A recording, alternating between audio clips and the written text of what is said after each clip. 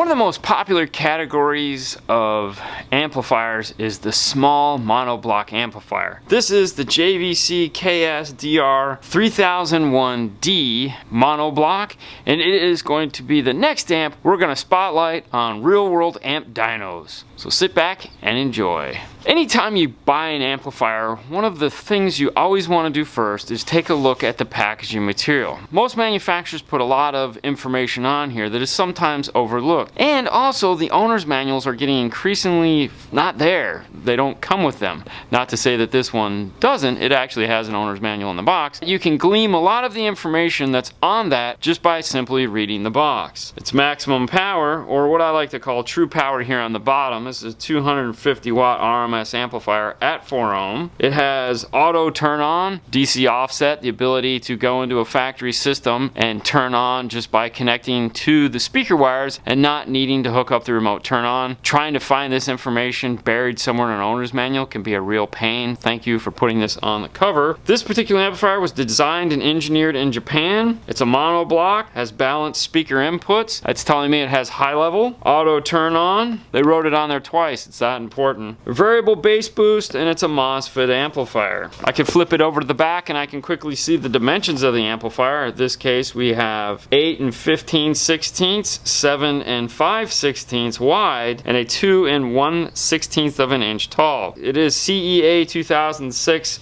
certified. Its 2 ohm rating is going to be 400 watts. And this is for 12 volt application.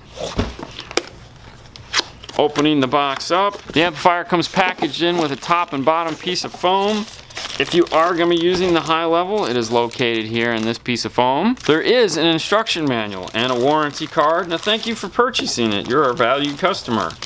If you're one of the people that likes to read the owner's manuals like myself, this is what we call the roadmap style. It's just one giant piece of paper with every language that they make. Usually there is all the frequency response, signal to noise ratio located in one section, which most of this information is on the box. Things that aren't is input sensitivity is 2 volts to 5 volts. Distortion is less than 0.8% at 100 hertz. Power requirements is 14.4, but it will function between 11 and 16 volts.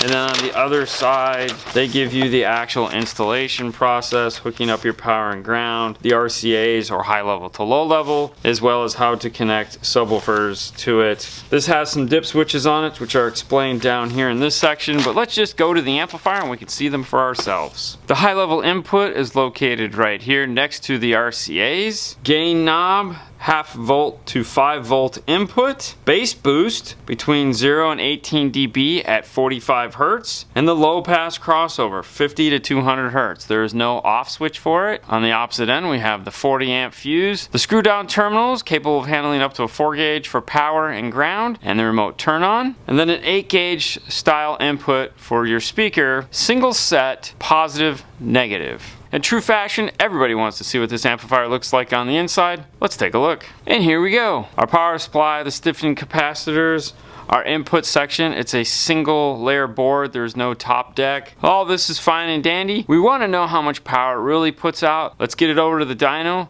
and do that real world test. The first test we'll be running on this is the certified dyno run. This test will be done at 4 ohms, and we got a 293 at that 4 ohms. Let's reset and run it and see what we get at 2 ohms. Wow, and it gives us a 463. Not bad. Let's do uncertified. We'll start with the 4 ohm test. We get a 302. Let's do the 2 ohm test. And that yields a 494. The last test is the dynamic power mode. We'll start out at 4 ohm, yields a 301. 2 ohm test is next, and that brought us to 489 watts. And there you have it, the KS DR3001D Class D sub-amplifier, putting up some pretty impressive numbers for sure. We hope you guys enjoyed this real world amp dyno. Fernando, if you please. On to the next one, guys. You guys have a great night as always. We'll see you later next time.